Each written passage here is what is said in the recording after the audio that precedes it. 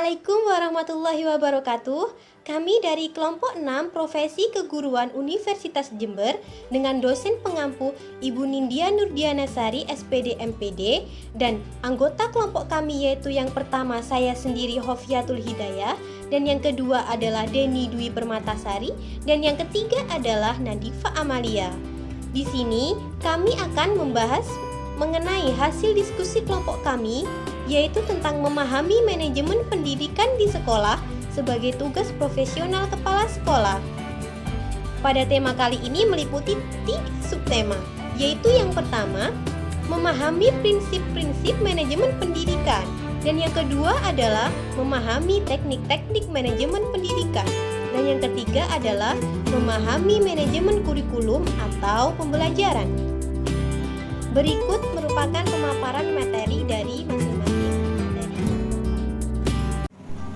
Pengertian prinsip manajemen pendidikan. Prinsip adalah pegangan hidup yang diyakini seseorang mampu membantu dirinya mencapai tujuan hidup yang diinginkan atau diprogramkan. Sedangkan manajemen pendidikan adalah proses perencanaan, pengorganisasian, memimpin, mengendalikan tenaga pendidikan, sumber daya pendidikan untuk mencapai tujuan pendidikan, mencerdaskan kehidupan bangsa, dan mengembangkan manusia seutuhnya.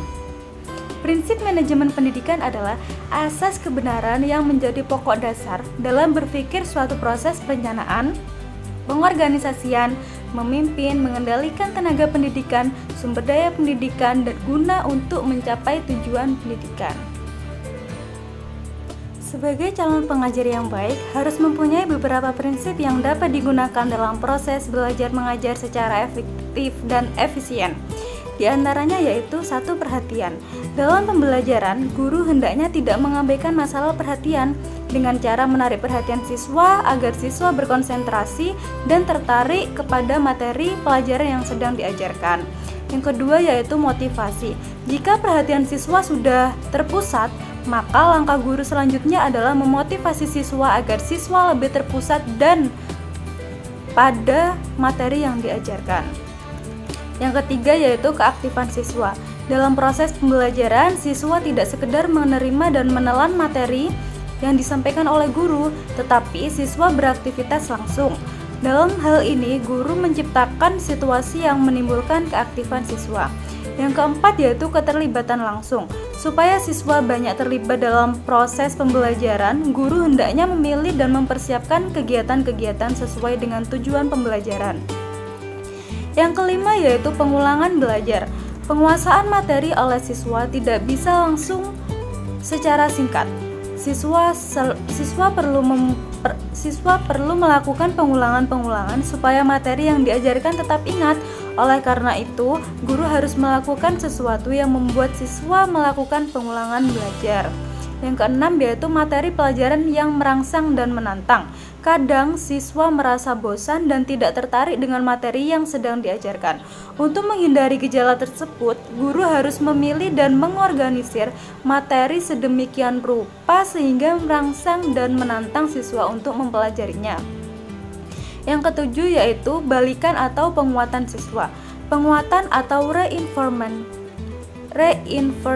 mempunyai efek yang besar jika sering diberikan kepada siswa. Setiap keberhasilan siswa sekecil apapun hendaknya ditanggapi dengan memberikan penghargaan.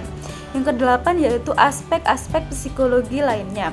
Setiap siswa memiliki karakteristik yang berbeda-beda. Perbedaan individu baik secara fisik maupun secara psikis akan mempengaruhi cara belajar siswa tersebut. Sehingga guru perlu memperhatikan cara pembelajaran yang diberikan kepada siswa tersebut, misalnya dengan mengatur tempat duduk, mengatur jadwal pelajaran, dan lain-lain. Prinsip-prinsip umum manajemen seperti yang dikemukakan oleh Melayu SP Hasibuan tahun 1990 yang mengutip pandangan Henry Fayol yaitu sebagai berikut. Asas pembagian kerja, asas wewenang dan tanggung jawab, asas disiplin, asas kesatuan perintah, asas kesatuan jurusan dan arah, asas kepentingan umum di atas kepentingan pribadi, asas pembagian gaji dan wajar, asas pemusatan wewenang, asas hierarki atau asas rantai berkala, asas keteraturan, asas keadilan, asas inisiatif, asas kesatuan, dan asas kestabilan jabatan karyawan. Selain prinsip manajemen yang dikemukakan oleh Henry Fayol, ada pula prinsip-prinsip manajemen yang pada dasarnya adalah sebagai berikut, yaitu 1. Prinsip efisiensi dan efektivitas, 2. Prinsip pengelolaan, 3. Prinsip pengutamaan tugas pengelolaan, yang keempat, prinsip kepemimpinan yang efektif, dan yang kelima, prinsip kerjasama. Jika manajemen tidak dijalankan sesuai dengan prinsip-prinsip manajemen di atas, maka besar sekali kemungkinannya akan timbul salah urus. Banyak sebab yang dapat menimbulkan lahirnya salah urus, diantaranya yang terpenting adalah 1. Belum adanya struktur organisasi yang baik. Yang kedua, rencana tidak sesuai dengan kemampuan pelaksanaan. Yang ketiga, belum adanya keseragaman tentang cara kerja dan tata kerja antar bagian. Dan yang keempat, belum adanya kesesuaian pendapat antara pemimpin satu dengan pemimpin lainnya. Dan yang selanjutnya adalah manajemen kurikulum atau pembelajaran. Apa sih manajemen kurikulum itu sendiri? Manajemen kurikulum adalah suatu sistem pengelolaan suatu kurikulum yang kooperatif, komprehensif, sistematis, dan juga sistematik dalam rangka ketercapaian tujuan kurikulum. Dalam pelaksanaannya meliputi seperti manajemen berbasis sekolah atau MBS, dan yang kedua adalah KTSP atau kurikulum tingkat satuan pendidikan. Terdapat 5 prinsip yang harus diperhatikan dalam melaksanakan manajemen kurikulum, yaitu yang pertama adalah produktivitas, dan yang kedua adalah demokratis, dan yang ketiga adalah kooperatif, yang keempat adalah efektivitas dan efisiensi, dan yang terakhir, kelima, adalah mengarahkan visi. Selain prinsip-prinsip tersebut, juga perlu dipertimbangkan kebijaksanaan pemerintah maupun Departemen Pendidikan, seperti USPN nomor 20 tahun 2003, dan juga kurikulum pola nasional, dan masih banyak lagi.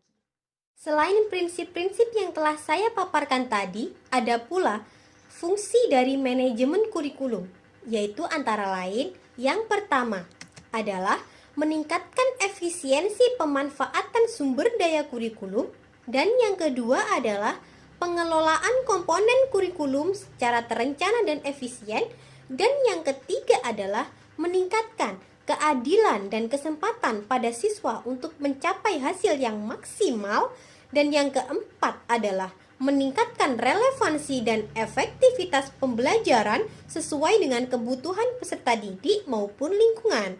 Dan yang kelima adalah meningkatkan efektivitas kinerja guru maupun siswa dalam mencapai tujuan pembelajaran. Dan yang terakhir adalah meningkatkan efisiensi dan efektivitas proses belajar mengajar.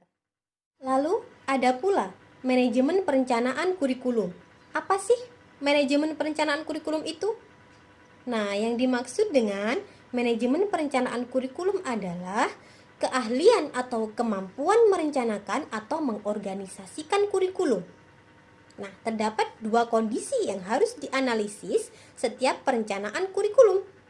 Yaitu yang pertama, kondisi sosial kultural kemampuan, dan yang kedua adalah ketersediaan fasilitas untuk kurikulum itu sendiri. Pada poin kedua ini meliputi 2 subbab, yaitu yang pertama karakteristik perencanaan kurikulum, dan yang kedua adalah model perencanaan kurikulum. Selanjutnya adalah manajemen organisasi kurikulum. Organisasi kurikulum adalah struktur program kurikulum yang berupa kerangka umum suatu program-program pengajaran yang akan disampaikan kepada peserta didik. Struktur program ini merupakan dasar yang cukup esensial dalam pembinaan kurikulum dan berkaitan erat dengan tujuan proses pendidikan atau program pendidikan yang hendak dicapai. Untuk yang selanjutnya adalah manajemen pelaksanaan kurikulum. Pembinaan kurikulum pada dasarnya adalah usaha pelaksanaan kurikulum di sekolah. Sedangkan pelaksanaan kurikulum itu sendiri direalisasikan dalam proses belajar mengajar sesuai dengan prinsip-prinsip dan tuntunan kurikulum yang telah dikembangkan sebelumnya. Bagi suatu jenjang pendidikan atau sekolah-sekolah tertentu, dan pokok-pokok kegiatan tersebut dapat dikelompokkan menjadi 9 pokok kegiatan. Yang pertama adalah kegiatan yang berhubungan dengan tugas kepala sekolah, dan yang kedua adalah kegiatan yang berhubungan dengan tugas para guru, dan yang ketiga adalah kegiatan yang berhubungan dengan murid, dan yang keempat adalah kegiatan yang berhubungan dengan proses belajar mengajar, dan yang kelima adalah kegiatan-kegiatan ekstrakurikuler untuk mengembangkan kompetensi-kompetensi siswa di luar akademik, dan yang keenam adalah kegiatan pelaksanaan evaluasi, dan yang ketujuh adalah kegiatan pelaksanaan pengaturan alat atau media, dan yang kedelapan adalah kegiatan dalam bimbingan dan penyuluhan, dan yang kesembilan adalah kegiatan yang berkenaan dengan usaha peningkatan mutu profesionalisme guru. Pelaksanaan kurikulum dibagi menjadi 2 tingkatan, yaitu yang pertama pelaksanaan kurikulum tingkat sekolah, dan yang kedua adalah pelaksanaan kurikulum tingkat kelas. Nah, perencanaan kurikulum tidak serta-merta dibiarkan begitu saja, melainkan perencanaan kurikulum juga memerlukan evaluasi. Oleh karena itu, ada manajemen evaluasi kurikulum. Apa sih manajemen evaluasi kurikulum itu? Manajemen evaluasi kurikulum merupakan bagian dari sistem manajemen, yaitu perencanaan, pengorganisasian, pelaksanaan, monitoring, dan yang terakhir adalah evaluasi.